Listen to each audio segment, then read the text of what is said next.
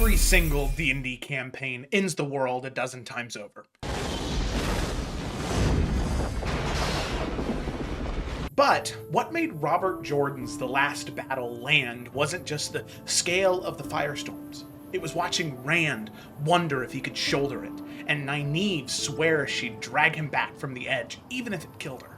Cosmic stakes in tabletop RPGs and stories we tell are easy, but making your reader or your players feel them, that's the hard part. Today, we're going to pull apart Robert Jordan's playbook and see how you can layer personal choices over apocalyptic pressure. So that way the doom on the horizon matters because of the people walking towards it. Let's go ahead and dig in. I was browsing a Wheel of Time discussion when I stumbled on a quote from Robert Jordan, the author of the Wheel of Time series, that stopped me in my tracks. It reads, "There is a flaw inherent in fiction, one that is overcome by suspension of disbelief. We do always know somewhere in the back of our heads that the hero's going to make it through as far as he needs to. After all, if Frodo buys the farm, the story's over, kids." The excitement comes in trying to figure out how he can possibly wiggle out, and how he can possibly triumph. As a longtime fantasy reader and a longtime DM, this quote left me both intrigued and a little confused. I mean, Jordan, in case you didn't know, was the creator of this epic fantasy saga spanning 14 books, The Wheel of Time, where the fate of the world hangs in the balance. He was saying that world-ending stakes aren't the point, that the literal Dark One attempting to consume all realities and end everything didn't matter. Instead, it was about the emotional journey of the hero wiggling out of impossible jams. I found myself asking, is the cosmic battle between good and evil not enough? Why emphasize emotional stakes over apocalyptic ones?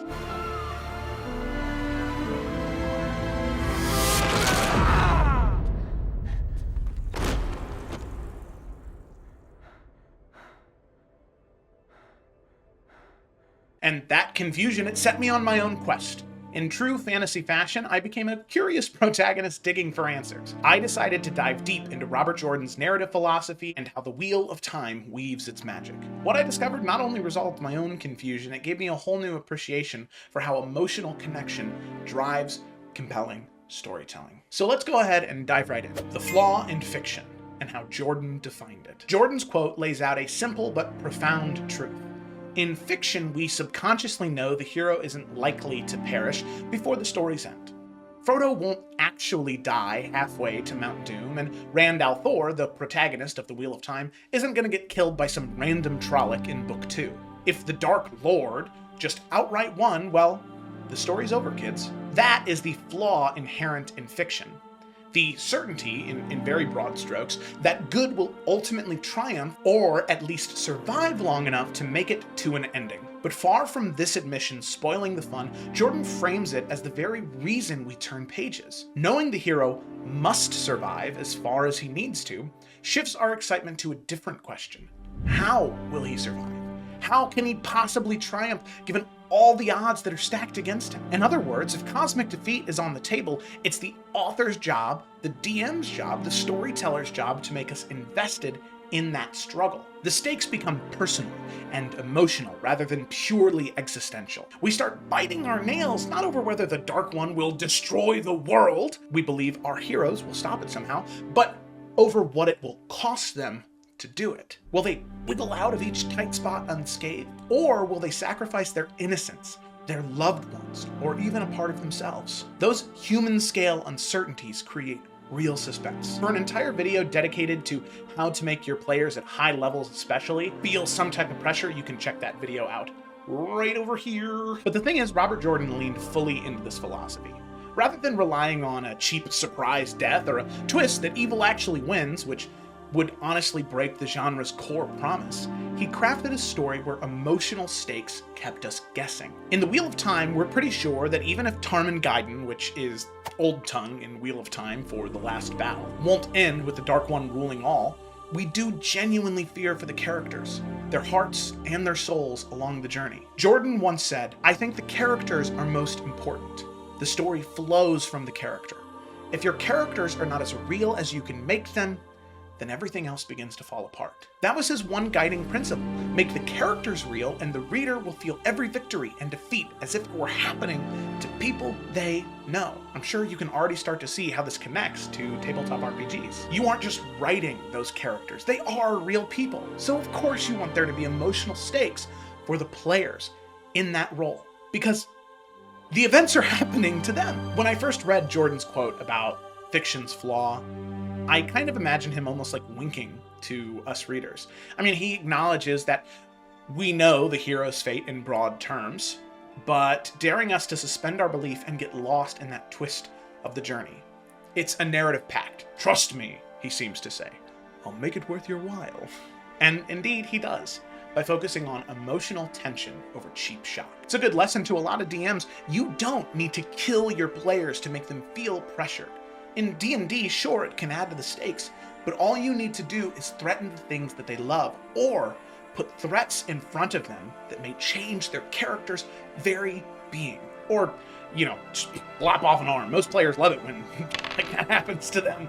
Emotional stakes in the Wheel of Time. Triumph, losses, and the human heart. So when you dive into Wheel of Time, you can immediately see how any ounce of that ideology courses through the story. It prioritizes emotional stake over that cosmic showdown. Sure, the series does build towards the last battle, where the forces of light and shadow will clash. That is undeniably a cosmic conflict. But the narrative constantly pulls our focus away from that towards the characters, rather than having this abstract concept of save the world. Save the cheerleader, save the world. Time and time again, Jordan makes us worry about those characters and who they're becoming, rather than whether the Dark One wins or not. Take Rand al'Thor's journey. Rand isn't just the prophesized savior, he's a young man struggling with the psychological toll of destiny. Throughout the series, we see Rand grapple with fear, isolation, and the temptation of darkness, more so than I think most other fantasy protagonists. The tension that kept me glued to Rand's chapters wasn't, will he defeat the Dark One? I basically trusted he would eventually. Imagine reading 14 books, and the good guys don't win at the end. We lost.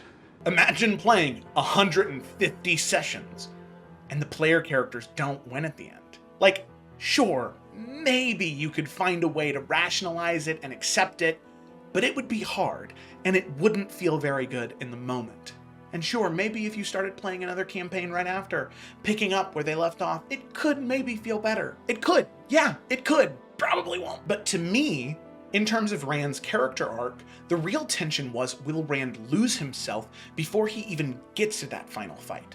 As the series progresses, Rand endures immense trauma. The weight of expectation, the madness creeping in from Saidin, which is the male magic that's corrupted by the Dark One, and heartbreaking losses. At one point, he nearly becomes as cold and as unfeeling as the enemy he hates. By the time Rand reaches the last battle, the question isn't, is his sword sharp enough? Or is his power enough? But it's whether his soul is intact. We're invested in Rand's identity and his sanity as much as the outcome with his duel with the Dark One. This is what Jordan did best. The external victory means nothing without the internal victory to back it up. Other characters reinforce this focus on the personal. Egwene Alvir's arc, for example, isn't primarily about how many Trollocs she can kill or whether or not the White Tower will stand. It's all about her growth from a village girl to a confident leader and the sacrifices she needs to make for unity. When Egwene faces a certain wrenching decision from the Gathering Storm and A Memory of Light, our hearts ache. Not because the world might end, but because we know what it costs her emotionally to do. Similarly, Perrin Ibarra's storyline centers on his struggle to reconcile his gentle nature with the violence he's drawn into. Matt Coffin's stake often involve his loyalty and luck tested to a breaking point. Nynaeve Almera's has to confront her stubbornness and learn humility and compassion on a deeper level. Each one of these struggles keep us riveted to the story. We worry if Perrin will lose himself to rage, if Matt will ever escape the pattern's expectations and find happiness, and if Nynaeve will finally break her block on her powers when it truly counts. These are emotional stakes, matters of heart, identity, and personal fulfillment. What's really genius about this is these intimate stakes intertwine with these cosmic strands. When the last battle finally arrives, it's not just a faceless clash of light versus dark, it feels intensely personal, because we've followed these people's lives. In the end, Rand, with Jordan's pen and Sanderson's, by the end of everything, guiding him, he spells it out beautifully during his confrontation with the Dark One. He realizes that the Dark One's ultimate mistake was misunderstanding what truly drives humanity. Here is your flaw, Shaitan, Lord of the Dark, Lord of Envy, Lord of Nothing. Here is why you fail. It was not about me. It's never been about me, Rand declares. And in that climactic moment, Rand recognizes that the struggle was never just about the prophesized hero, the Karakarn, the Dragon Reborn. No, it was more than that. It was about all the people around him who refused to give up. The individual lives and loves that give the world its meaning. He then proceeds to recall the ordinary and extraordinary folks who kept fighting. A dethroned queen, a gleeman, a stubborn young woman, a bereaved father, a healer who wouldn't quit, a reluctant hero who insisted he wasn't the one. It was all about them, Rand says. This is Jordan's narrative philosophy crystallizing in the story. And the Wheel of Time doesn't place the weight of the world on one farm boy's shoulders for the spectacle of it. It does so to show how the weight is shared by many and borne through sheer emotional resilience and unity. Reading that finale, you get chills. Not because the fate of creation is hanging in the balance, but because of the love and defiance each character that Jordan, and by that extension Brandon Sanderson, had nurtured throughout the tale, which, in case you didn't know, Robert Jordan actually passed away before he was able to finish writing the series. He had some notes about certain things, but the author Brandon Sanderson stepped in to finish the series since Jordan was unable to. Take the hint, George. Okay. Fuck you to those people. That ending drove home the lesson of his quote. Suspense and satisfaction in fiction come from caring about how the heroes win and what it means to them, not just the fact that they do. The Wheel of Time, it makes you cheer, cry, feel spent by the end. And none of that emotional payoff would have been possible if Jordan hadn't prioritized character development and personal stakes from page one. As one interviewer noted in a conversation with Jordan, this character-centric approach gives the work a three-dimensional quality. When something happens to a character, the reader exclaims, "Oh no, this isn't fair," because it feels real. That deep attachment is exactly what Jordan was aiming for. In essence, Jordan cheated fate in his story. Even though we readers sense that the pattern, the narrative convention, protected Rand and company until the end, the emotional turbulence of their journey kept us perpetually unsure of who would make it and how they would be changed. Many beloved characters do fall along the way. Victories come at a steep price. By the last battle, we're less concerned with whether or not the Dark One will be defeated, and more on who will live to see the morning after, and in what world, and whether hope and light in the human heart will endure. These are questions that Jordan made us ask, and that's why his story hits so hard. It's fiction, where the cosmic outcome is predetermined, but the emotional outcome is completely up for grabs. Okay, so we've covered Jordan's storytelling philosophy pretty thoroughly, and while it's tempting to maybe talk about the recent Wheel of Time TV show and how it maybe has fundled some of these emotional stakes, let's instead talk about D&D, right? That's what this channel is, Roll with Advantage. I do DM, GM advice, maybe a little bit of storytelling advice, if that sounds cool. Let me know what you'd like to hear me talk about. I've got a lot of stuff. What questions do you have about storytelling? I'd love to answer them. But D&D advice. So just like adapting a massive book series to a television show, running a long-term D&D campaign is about managing those emotional stakes. Jordan's advice here is gold. Even if your players know their characters probably aren't going to die every single session, just like how we know Rand isn't going to get axed in book 3, they still need tension. They need to feel uncertainty. How will we survive this, rather than if we will survive this? So then how do you translate Jordan's narrative wisdom to your D&D game? Now, there's already been a couple of things I've mentioned briefly, but let's really dive into it now. First things first, characters, NPCs, matter deeply. Jordan gave even his smallest side characters layers of humanity, quirks, motivation, flaws, or moments of unexpected bravery. I mean, Loyal, for example, wasn't a hero destined to save the world, but we cared deeply whether he'd finish his book or get dragged back to the steading against his will. Do the same with your NPCs. The barkeep your players always talk to, give her a goal or a secret.